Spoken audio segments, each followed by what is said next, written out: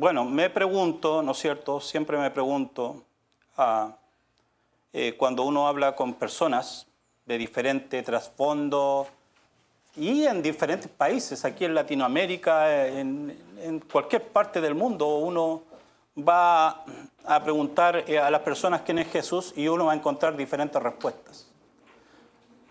Pero lo interesante es que a veces uno va a encontrar respuestas que son muy similares a lo que nosotros diríamos, pero no es exactamente lo mismo.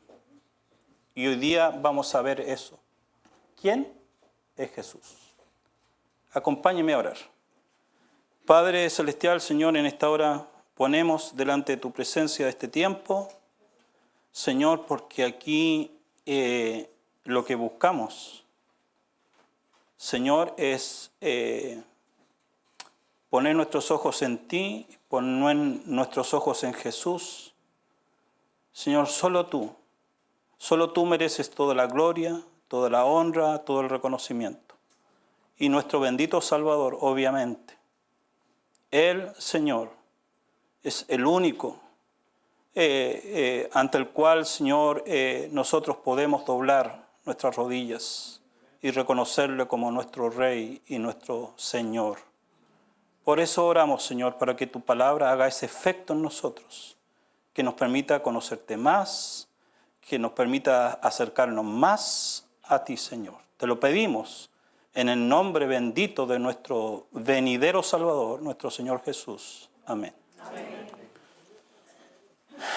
Quisiera leerles de nuevo el pasaje, ¿no? Y dice ahí, Mateo 21, 6 al 11, dice que los discípulos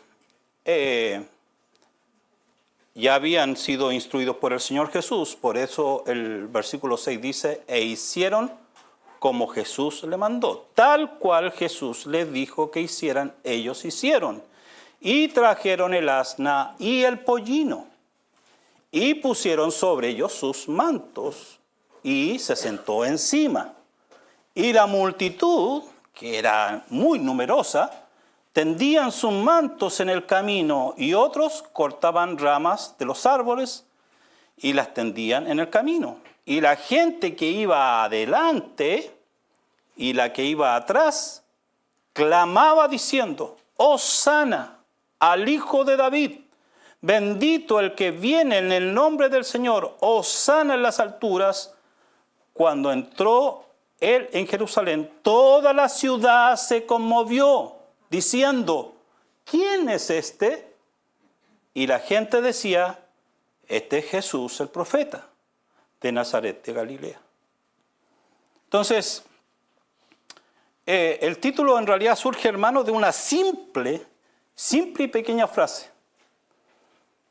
que, por lo menos a mí personalmente, capta mi atención y me hace plantearme una interrogante, ¿no es cierto? ¿Quién era Jesús para esta gente? Porque dice ahí al final, en el versículo 10, en realidad dice que cuando entró en Jerusalén, toda la ciudad se conmovió diciendo, ¿quién es este? Esa pregunta, ¿quién es este Jesús? Ahí en el texto, esa pregunta capta mi atención y inevitablemente me lleva a pensar, ¿por qué se preguntaron esto? ¿Por qué esta gente se hizo esta pregunta? Y de ahí viene el título de este mensaje. ¿Quién es este Jesús? Y primero, lo que quisiera compartir, ¿quién era para la multitud en su entrada en Jerusalén? ¿Quién era Jesús para la multitud cuando él estaba entrando en Jerusalén?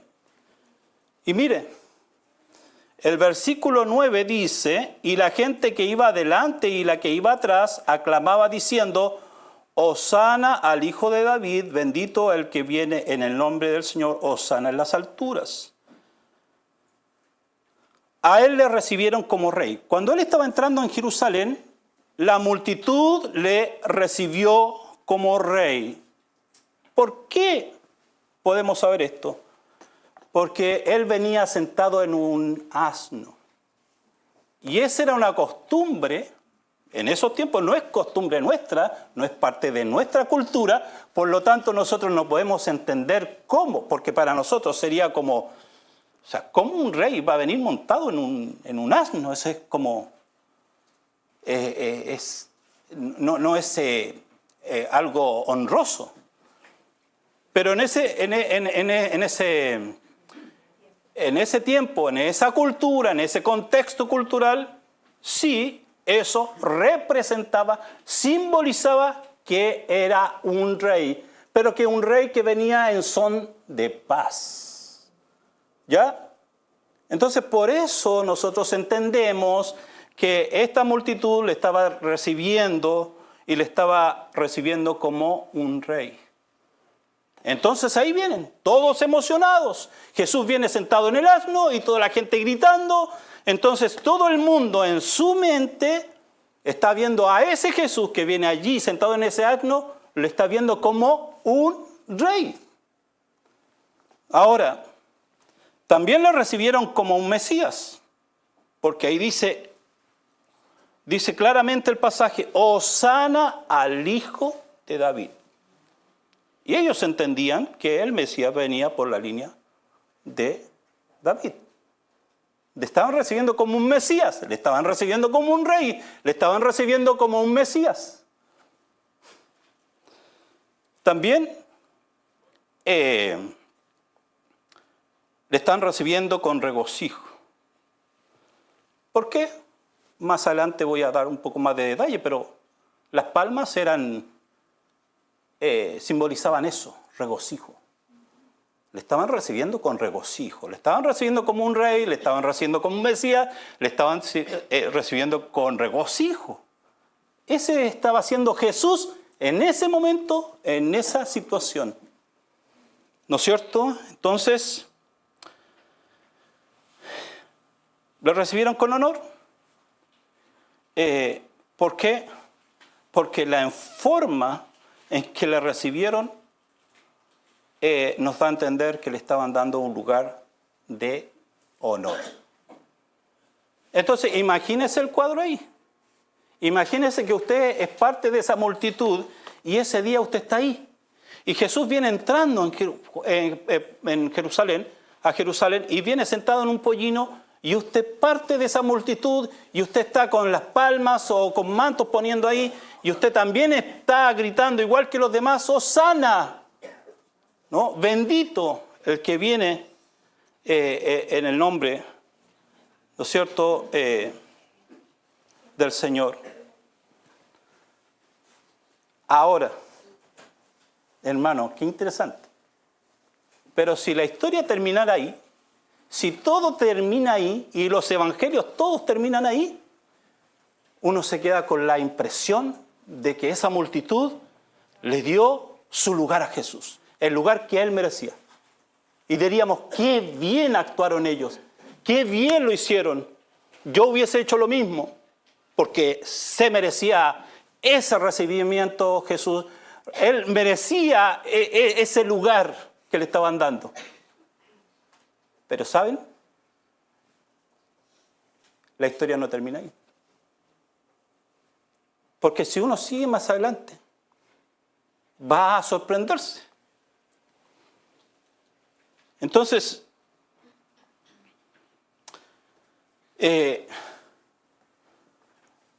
si uno se queda con esa imagen, un cuadro tan emocionante, tan lleno de emociones, una multitud gritándole ahí a Jesús, bendito el que viene en nombre del Señor, el Hijo de David. Uno quedaría con la imagen de que esa gente, ese pueblo, acogió, recibió a Jesús. Lo recibió como Señor. Pero como dije, la historia no termina ahí. Entonces, el segundo punto que quiero compartir es quién era para la multitud. ¿Quién? esa pregunta que hacen, ¿no? ¿Quién es este Jesús? Bueno, ahora, ¿quién era Jesús cuando lo recibieron? Y ahora, ¿quién es Jesús? ¿Quién es este Jesús? ¿Quién era para esta multitud 4 días más tarde? ¿Quién era? Juan 18, 39 al 40, nos dice que 4 días más tarde, esta multitud, seguramente mucha gente que estaba ahí, después estaba en este otro evento, en esta otra situación, en este otro hecho. Ambas multitudes. Y aquí, esta multitud dice, ahora ya no le reconocían como su rey, porque dice, pero vosotros tenéis la costumbre de que os suelte uno en la Pascua. ¿Queréis pues que os suelte al rey de los judíos? La habían recibido como rey. Y Pilato está diciendo, ¿queréis que os suelte que os suelte al rey de los judíos? ¿A su rey? Entonces todos dieron voces de nuevo diciendo, no a este, no, sino a Barrabás. Entonces ya no estaban los gritos Hosana. Ya no estaban los gritos bendito el que viene en el nombre del Señor. Ya no estaban los gritos de el hijo de David. Ya no, ya eran otros los gritos eran crucifícale, crucifícale. Tan distinto de 4 días atrás cuando ellos clamaban, ¿no es cierto? Clamaban ahí en Juan 12:13. Juan nos da otra visión de esta situación y dice, tomaron ramas de palmera y salieron a recibirle y clamaban, Hosana, bendito el que viene en el nombre del Señor, el Rey de Israel. Tan distinto. ¿Ve la diferencia? Entonces, ellos eligieron a Barrabás en lugar de Jesús. Ante la pregunta de Pilato, en Mateo 27:21 dice, y respondiendo el gobernador le dijo, ¿a cuál de los dos queréis que os suelte? Y ellos dijeron, a Barrabás. Entonces, hermanos queridos, si uno ve esta situación, una multitud 4 días antes gritando de esta manera, tan emocionado, recibiendo al Mesías, recibiendo al Hijo de David, recibiendo al que viene en el nombre del Señor, pero 4 días más tarde la cosa cambia completamente. Y uno dice, ¿qué pasó aquí? Si la pregunta es, ¿por qué? ¿Por qué? Es una pregunta inevitable. Uno dice, ¿pero por qué hay un cambio tan radical? Y creo, ¿no es cierto? Lucas nos va a dar una perspectiva más evidente de este rechazo por parte de esta multitud, ¿no? De este mismo Jesús que habían aclamado como Mesías y Rey, Lucas 23:18 dice, mas toda la multitud dio voces a una diciendo, fuera con este y suéltanos a Barrabás. Y aquí hay algunas razones. Mire, y aquí uno va entendiendo este cambio. ¿Por qué este cambio? Bueno, resulta que Barrabás, él no era simplemente en realidad un criminal así común y corriente. Dice ahí en uno de los evangelios que era ladrón, pero no era solamente un ladrón. No era un criminal común y corriente. Y eso uno lo ve a través de los 4 evangelios. Era un insurrecto. Era alguien que había participado en una rebelión contra el Imperio Romano. Algunos creen que a lo mejor era parte de los celotes, que era un grupo que era un grupo que se oponía a al Imperio Romano, a la ocupación del Imperio Romano. Y lo que ellos buscaban era liberar al pueblo judío del Imperio Romano, del dominio que ellos habían establecido ahí en sus tierras. Entonces, Ese era Barrabás. Entonces Barrabás aparecía como un héroe nacional, un líder al que seguir, porque ese es nuestro anhelo. Ese es un héroe para nosotros, ese es un líder para nosotros. También porque eso es por un lado. ¿Por qué hay ese cambio? ¿Por qué elegir a Barrabás? Porque ya no seguir reconociendo a Jesús como fue reconocido cuando entró a Jerusalén. ¿Por qué? Porque también ellos tenían un concepto distinto de lo que ellos esperaban como Mesías. Ellos no esperaban a un Mesías que dijera, si alguien te golpea en una mejilla, por la otra. Si el soldado te pide que lo lleves una milla, algo, cargando, bueno, llévale otra milla más. No. Ese no era el Mesías que ellos esperaban. Ellos tenían una idea como hoy, igual hoy mismo. Los judíos siguen esperando al Mesías y siguen teniendo un concepto terrenal del Mesías. Un líder político, esa era la idea. Un líder político, un líder que nos viene a liberar. Al fin llegó este líder que nos va a liberar de la opresión del Imperio Romano. Entonces, esas son las razones que uno va entendiendo por qué hay este cambio. Aunque el pueblo fue incitado por los líderes religiosos, como dice Mateo 15:11, dice más, los principales sacerdotes incitaron a la multitud para que le soltase más bien a Barrabás. Aunque ellos fueron incitados por los líderes religiosos,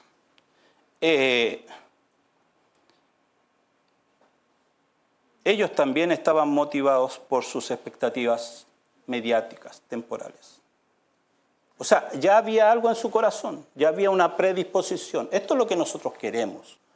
Y parece que Jesús no cumple lo que nuestra expectativa de Mesías. Y aunque los líderes religiosos los incitaron, pero ellos ya estaban predispuestos. Así que no fue tan difícil que ellos se fueran en este caso contra Jesús. Entonces, Jesús para ellos realmente no era el Mesías que venía a traer un reino eterno. No. No era un Mesías que venía a traer libertad a partir de lo espiritual. No, ellos esperaban un Mesías que vendría a liberarlos del Imperio Romano. Eso era todo. Esa era su expectativa. ¿Y cómo se ve esto, hermanos? Mire, qué interesante. Porque aquí tenemos estas palmas, ¿no es cierto? Que ellos usaron palmas ese día y uno dice, ¿pero por qué usaron palmas? Bueno, es la cultura judía, es la cultura griega, es la cultura romana, así como en nuestras culturas, como en México, como en Colombia, como en Chile, como en diferentes países. Tenemos diferentes costumbres culturales que representan cosas, palabras que representan ideas, ¿no es cierto? Bueno, en el caso de ellos, las palmas representaban algo. ¿Qué representaba para ellos? Victoria, representaba triunfo, representaba honor. Entonces, cuando los judíos están usando las palmas, en cierto sentido ellos están representando, simbolizando eso. Es lo que ellos esperan. Es lo que ellos esperaban. Esperaban un líder, un Mesías de ese tipo. Un revolucionario. Un hombre que viniera a mover las masas y finalmente nos liberara del Imperio Romano. Eso es lo que ellos están representando, pero también 150 años antes de Jesús, los macabeos cuando tuvieron una victoria sobre el imperio que había en ese momento, ellos, cuando lograron liberar a Jerusalén del dominio griego, ellos lograron tener esa victoria, y cuando ellos entraron a Jerusalén, fueron recibidos con palmas. Entonces también está ese elemento. Cuando Jesús está entrando, eso es lo que hay detrás de eso. No es tal vez la idea que nosotros tenemos, son esos elementos allí, ¿no es cierto?, que están usando la gente, que está simbolizando eso. Lo están asociando con ese tipo de ideas, ese tipo de Mesías. Entonces, aquí viene otro libertador, como lo fue en su momento los macabeos. Y también, obviamente, para los judíos era representación de regocijo. ¿Por qué? Porque se había establecido la fiesta de los tabernáculos, donde ahora los judíos, una vez al año, recordando el tiempo que ellos estuvieron en esos 40 años en el desierto, cuando Dios los liberó de Egipto, cuando fueron liberados, ellos, esta era una fiesta para recordar, ¿no?, cómo Dios cuidó de ellos durante esos 40 años. Entonces esta fiesta consistía en eso, en hacer casas, unas casitas de madera, que hasta el día de hoy siguen celebrando eso, y usan, hojas de palmera o ramas de palmera. Entonces, eso era lo que estaba en la mente de esa gente cuando Jesús estaba entrando. No es lo que nosotros, a lo mejor, la idea que nosotros tenemos de Mesías, no. La idea que ellos tenían de Mesías era totalmente distinta. Y el término Hosana, porque uno dice, bueno, ¿y Hosana? ¿Por qué Hosana? Yo hubiese estado ahí también, hubiese gritado Hosana. Y después alguien me pregunta, ¿y por qué estamos gritando Hosana? No sé, pero todo el mundo está gritando Hosana, así que hay que gritar Hosana. Y a veces hacemos eso, ¿no es cierto? Como veníamos hablando con el hermano Jacinto, hacemos cosas por tradición nomás, por cómo yo le contaba al hermano Jacinto lo que nos pasó una vez con mi esposa, que estábamos preparando unas tortas que íbamos a salir, y ella agarró el bolillo, y espero que todos conozcan el bolillo aquí. Entonces ella le cortó la punta de un lado y del otro extremo. Y cuando yo vi eso dije, ¿pero por qué haces eso? Porque mi abuelita lo hacía. Pero uno dice, bueno, ¿cuál es la razón? Pero uno hace cosas por costumbre, por tradición, porque se arraigan en nosotros. Entonces, pero la palabra Hosana significa sálvanos ahora, por favor, sálvanos ahora. ¿Sálvanos ahora de qué?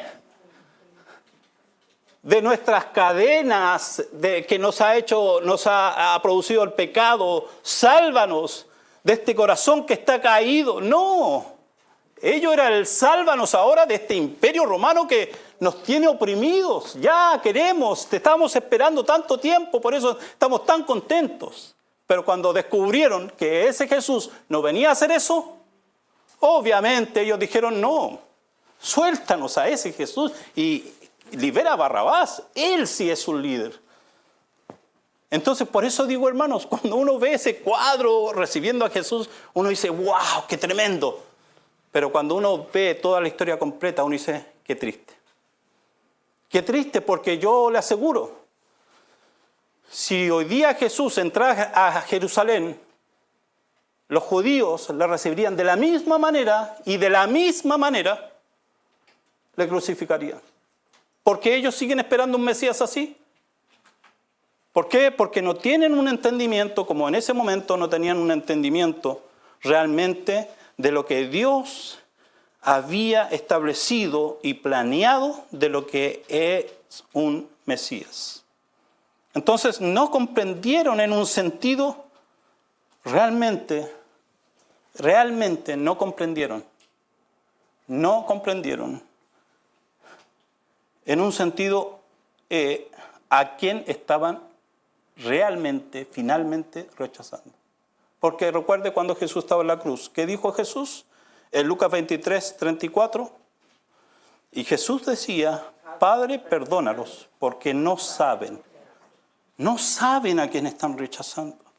Este Mesías los viene a traer liberación, una liberación que es mucho más trascendente, mucho más relevante que simplemente una liberación temporal de un dominio de un imperio como el romano. Entonces, en realidad, frente a la respuesta en el versículo 10 y 11, vemos que ellos no entendían quién realmente era Jesús. ¿Por qué? Alguien dijo, en la multitud dijeron, ¿quién es este Jesús? Y alguien respondió, este es Jesús, el profeta. Jesús no era un profeta simplemente, era mucho más que eso. Era el Hijo de Dios. Entonces, esa es la realidad, hermano. Esa es la historia completa. Entonces, si nosotros hubiésemos estado ahí, ¿cómo hubiésemos reaccionado? Entonces, cuando uno ve esta historia completa, es triste. Es triste, hermanos. ¿Saben por qué es triste? Porque así como decía Pablo, decía, él tenía tanta carga en su corazón por sus connacionales, con los judíos, al ver la dureza de su corazón. Y él prefería, él ojalá decía, ojalá yo estuviera equivocado y ustedes estuvieran razón. Ojalá fuera así, para que ustedes fueran salvos. Pero él sabía que no era así. Él sabía que estaban equivocados y sabía que bajo esa equivocación estaban bajo condenación. Y esa era la carga de Pablo y esa es la tristeza que también uno siente hoy día que es la misma situación hoy día. Pero hermanos, ¿quién es este Jesús para las personas? O sea, ahí está la situación que ocurrió hace más de 2000 años, pero ahora vengamos acá y hagamos la pregunta ahora, aquí. La gente allá afuera, ¿quién es este Jesús para las personas? Mire, varias religiones tienen a Jesús como el Salvador. Sí.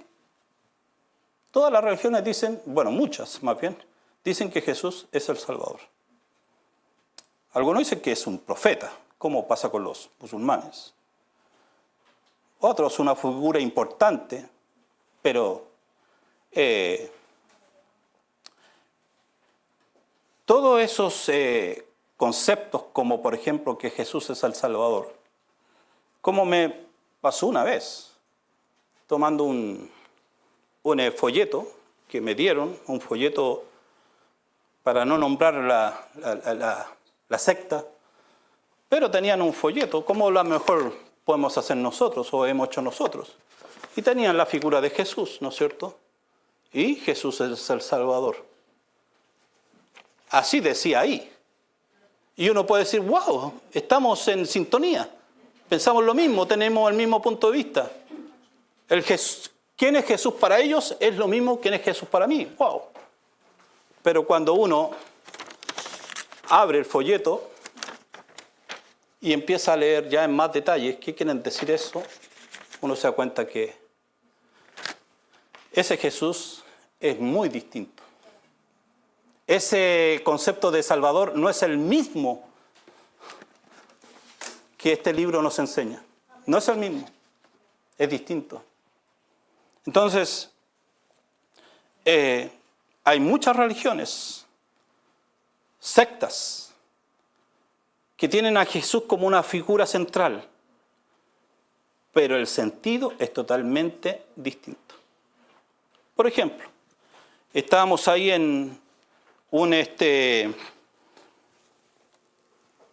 hotel en Acapulco, Hotel Flamingo se llama ese, un hotel bien tradicional en Acapulco. Yo todos los miércoles tenía un estudio bíblico ahí porque la dueña del hotel era cristiana, era miembro de la iglesia donde yo estaba siendo pastor de jóvenes. Y yo invité a un misionero chileno que estaba visitándome esos días para que él ese día miércoles diera el estudio bíblico. Ok, estábamos ahí, en el lugar, y el misionero empezó a compartir, aprovechó de compartir el Evangelio, ¿no? Y habían unas personas de visita. Entonces el misionero empezó a hablar de recibir a Jesús. Y él preguntó, ¿quién ha recibido a Jesús? Y una de las personas que está ahí levantó su mano y dijo, yo, dijo. Y el misionero le pregunta, ¿y cuándo recibió a Jesús? Y el hombre dice, bueno, yo todos los días recibo a Jesús. Entonces uno dice, el misionero está usando un término, recibir a Jesús. ¿Qué significa, qué sentido tiene para ese misionero recibir a Jesús? ¿Y qué sentido tenía para ese hombre? La misma palabra, el mismo término, pero tenía un sentido totalmente distinto. No es lo mismo. Entonces mucha gente en este mundo va a decir Jesús es el Salvador. Ese es Jesús. ¿Quién es Jesús? El Salvador de este mundo, va a decir. El Hijo de Dios. Lo mismo que decimos nosotros. Pero el sentido que ellos le dan es totalmente distinto. No tiene nada que ver con el sentido que la palabra de Dios le da a la persona de Jesús. Entonces uno se pregunta, se hace esa pregunta, ¿quién es Jesús para la gente allá afuera? También hay gente que cree en Jesús, que cree en Dios, en la medida, dependiendo de sus intereses y conveniencias. Esa es la verdad. Yo estaba ahí en un pueblo cerca de donde nosotros vivíamos, y iba a visitar a varias personas, y en ese tiempo yo les compartía pasajes para irles compartiendo el Evangelio. Y había una señora que tenía una miscelánea, ¿no es cierto? O sea, un negocito donde vendía diferentes cosas. Y yo le iba a visitar, y ella, según sus palabras, no tenía tiempo en la semana para ir, no sé, a las 8 de la tarde, no tenía tiempo. O sea, el único tiempo era que yo tenía que ir en el horario que ella tenía su miscelánea abierta, y ahí yo podía ir. No tenía tiempo el sábado, no tenía tiempo el domingo, ok. Yo hice mi esfuerzo y le iba a ver al lugar, y ella, se sentaba en una silla, yo en otra silla, y ahí yo empezaba a compartirle el Evangelio, o trataba de compartirle el Evangelio, de leerle algunos pasajes, explicárselo. Y de repente venía alguna persona que venía a comprar algo y ella se tenía que parar, tenía que atenderlo, y ahí se nos cortaba el asunto. Después ella volvía, se sentaba, y cuando yo empezaba a tratar de leerle un pasaje y explicárselo, yo estaba hablando y ella empezaba. Y yo ahí hablando y viéndola a ella, cerrando sus ojos, y yo decía, dentro de mí yo pensaba, no sé, Señor, qué estoy haciendo. No sé qué estoy haciendo. Pero bueno, sigamos adelante. Y esa señora un día me dijo, a mí me gusta que usted viene a hablarme, porque yo siento una paz. Pero no tenía tiempo. Realmente no tenía tiempo para Dios. Realmente no tenía tiempo para escuchar. Y hay gente así. Yo creo en Dios. Creo que Jesús es el Salvador del mundo. Pero lo buscan y creen en ellos, creen según sus intereses y conveniencias. Esa es la realidad. Entonces, ¿quién es Jesús? ¿Quién es Jesús? Entonces, a la gente le agrada, ¿no es cierto? Le agrada a Jesús. Le agrada a Jesús para sus urgencias. Le agrada a Jesús para sus necesidades. Le agrada a Jesús para sus intereses egoístas. Pero tristemente les incomoda la cruz. Tal como se ve en la reacción del joven rico cuando el joven cumplía con todo, y Jesús le dice, bueno, todo lo que tienes, toma todo lo que tienes y dalo a los pobres. ¿Y cuál fue la reacción del joven? Se dio vuelta y se fue triste. Me gusta Jesús. Me gusta Jesús cuando yo tengo necesidades. Me gusta Jesús cuando yo tengo una urgencia. Me encanta Jesús cuando habla de esas cosas bonitas, ¿no es cierto? Del amor, de todo eso. Pero cuando empieza a hablar de la cruz, no. Ahí no. Ahí no me gusta Jesús. Ahora, ¿quién es este Jesús para ti? ¿Quién es este Jesús para mí?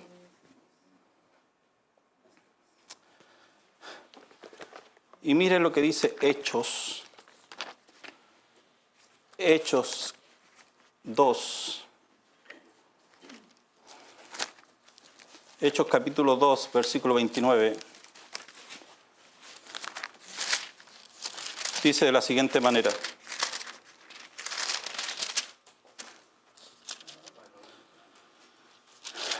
Dice, varones hermanos, se os puede decir libremente del patriarca David que murió y fue sepultado, y su sepulcro está con nosotros hasta el día de hoy.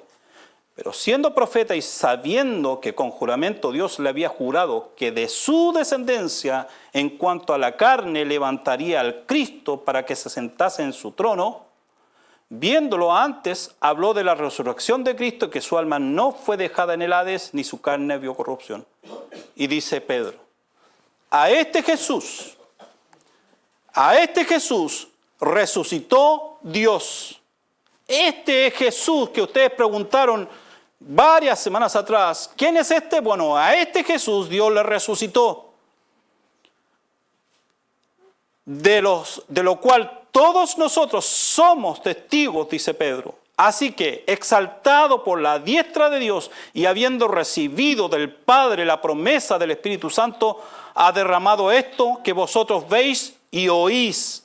Porque David no subió a los cielos, pero él mismo dijo el Señor a mi Señor, siéntate a mi diestra hasta que ponga a tus enemigos por estrado de tus pies. Sepa pues ciertísimamente toda la casa de Israel que a este Jesús a quien vosotros crucificasteis, Dios le ha hecho Señor y Cristo. Este Jesús.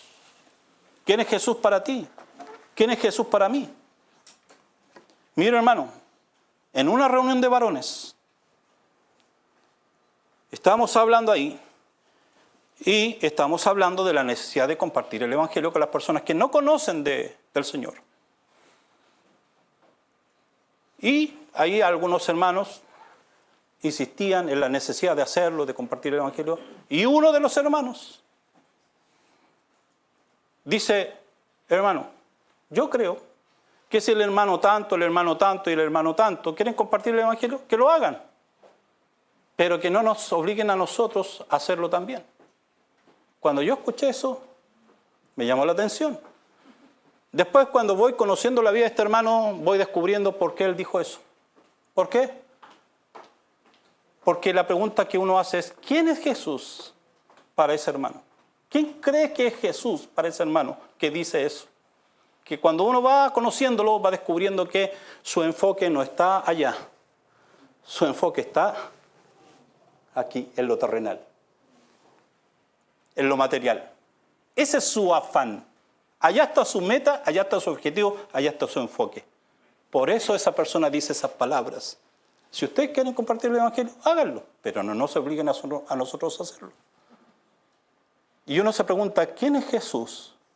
O sea, si yo estoy allí, parado, frente al Calvario, viendo a mi Señor Jesús crucificado, viéndole allí y viéndole morir, ¿cómo no estaría yo dispuesto a entregar mi vida por esa persona que dio su vida por mí? Y hacer algo tan sencillo como compartir el Evangelio a otros. Entonces, ¿quién es Jesús para ti? ¿Quién es Jesús para mí? Entonces, ¿quién realmente es Jesús? Dice la palabra de Dios en Filipenses 2, 10 al 11, para que en el nombre de Jesús, dice, se doble toda rodilla de los que están en los cielos, en la tierra y debajo de la tierra, y toda lengua confiese que Jesucristo es el Señor, para gloria de Dios el Padre. Y Apocalipsis 19, 11 al 16 dice: entonces vi el cielo abierto, y aquí un caballo blanco, y el que lo montaba se llamaba Fiel y Verdadero, y con justicia juzga y pelea. Sus ojos eran como llama de fuegos, y había en su cabeza muchas diademas, y tenía un nombre escrito que ninguno conocía sino él mismo. Estaba vestido de una ropa teñida en sangre, y su nombre es el Verbo de Dios. Y los ejércitos celestiales, vestidos de lino finísimo, blanco y limpio, le seguían en caballos blancos. De su boca sale una espada aguda para herir con ella las naciones. Y él la regirá con vara de hierro, y él pisa el lagar del vino del furor de la ira del Dios Todopoderoso, y en su vestidura,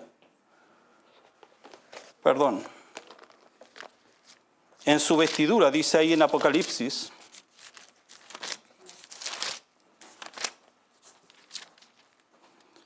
dice el versículo 16, y en su vestidura y en su muslo tiene escrito este nombre: Rey de Reyes y Señor de Señores. ¿Quién era Jesús para esta multitud cuando entró a Jerusalén? ¿Quién era Jesús realmente para ellos 4 días después? ¿Quién es Jesús para la gente allá afuera? ¿Y quién es Jesús para ti?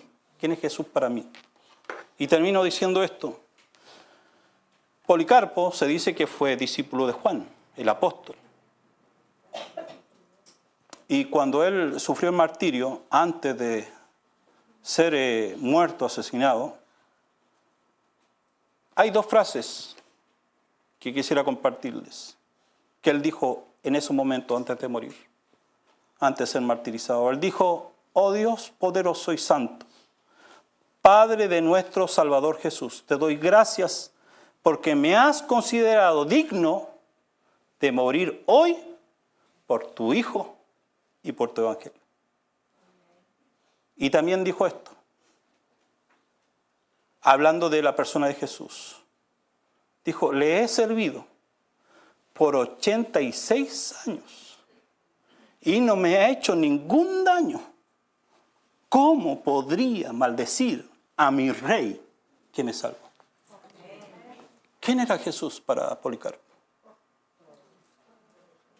Entonces la pregunta esta mañana, la reflexión esta mañana, hermanos, ¿quién es Jesús para ti realmente? ¿Quién es Jesús para mí? Oremos.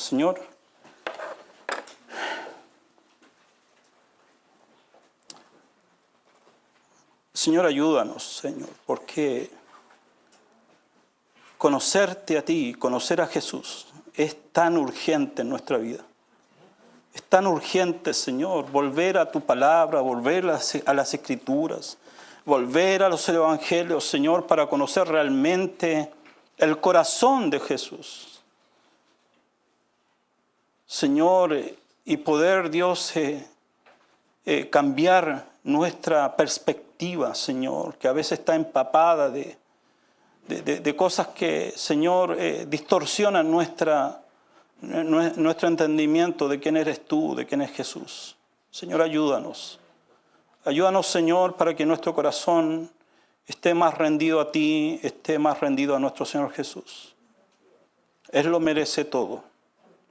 Lo merece todo. Él lo dio todo. Él lo merece todo. Señor, ayúdanos, Padre Celestial, para que tu palabra esta mañana no quede, Señor, indiferente en nuestros corazones, sino que Dios haga tu obra. Te lo pedimos, Dios, bendito Dios, en el nombre bendito de nuestro Señor Jesús, que viene pronto por su iglesia. Amén.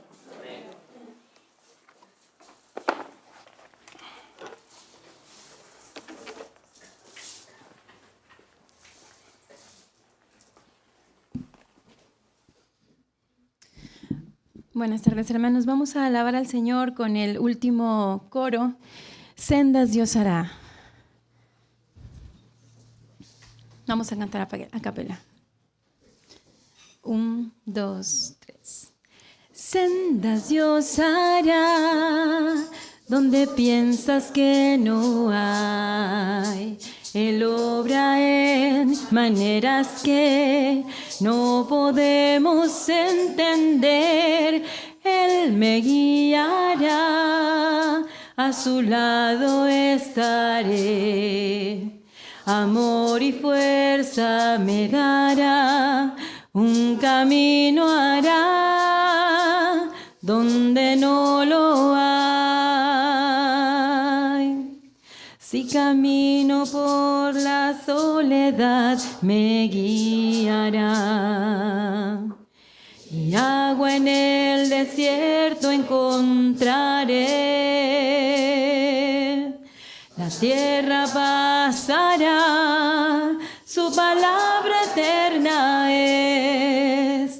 Él hará algo nuevo hoy. Sendas Dios hará donde piensas que no hay.